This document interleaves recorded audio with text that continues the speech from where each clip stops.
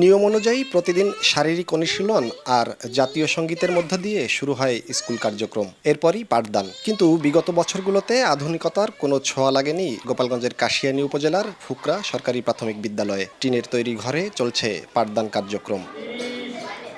পুরনো ৩ কক্ষ বিশিষ্ট একটি ভবন ২০২৩ সালে পরিত্যক্ত ঘোষণা করা হয়। জরাজীর্ণ অপর ২ কক্ষ বিশিষ্ট ভবনের একটিতে অফিস ও পুরাতন মালামালে ঠাসা, আর অন্যটি ব্যবহার হচ্ছে ক্লাসরুম হিসেবে। দীর্ঘদিন ধরে এমন বেহাল অবস্থায় ক্ষুব্ধ শিক্ষার্থী ও অভিভাবকরা। আমাদের শ্রেণীকক্ষগুলো নাই বিধায় আমরা এদেরই বসতে দিতে পারি না, তাহলে আমরা ওই ক্লাসগুলো কিভাবে করব? অতিরিক্ত গরম, টিনের ঘর, বাচ্চাদের অনেক প্রবলেম হয়। টিনের এখানে অনেক গরম, আমরা বসতে পারি না। পাশের ক্লাসের থেকে আবার শব্দ হলে ম্যামরা ক্লাস করাতে পারে না, আর আমরাও ভালো করে শুনতেও পারি না। নতুন ভবনের জন্য আবেদন দিয়েছি, কিন্তু এখন পর্যন্ত আমার বিদ্যালয়ে কোনো ভবন না আসায় খুবই কষ্টের সাথে আমাদের পাঠদান কার্যক্রম চলছে। জরুরি অর্থ বরাদ্দ দিয়ে ব্যবস্থা গ্রহণের আশ্বাস জেলা প্রাথমিক শিক্ষা অফিসারের।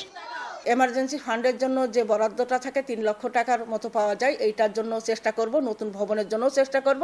৩ লক্ষ টাকা পাওয়া গেলে আমরা দ্রুত স্কুলের এই কার্যক্রমটা শুরু করে দিয়ে ভবনের কাজটুকু শেষ করে আমরা পাঠদানে সহযোগিতা করতে পারব। ১৯৪০ সালে প্রতিষ্ঠিত বিদ্যালয়টিতে শিক্ষার্থী রয়েছে ২১৮ জন। জয়ন্ত শিরালী, সময় সংবাদ, গোপালগঞ্জ।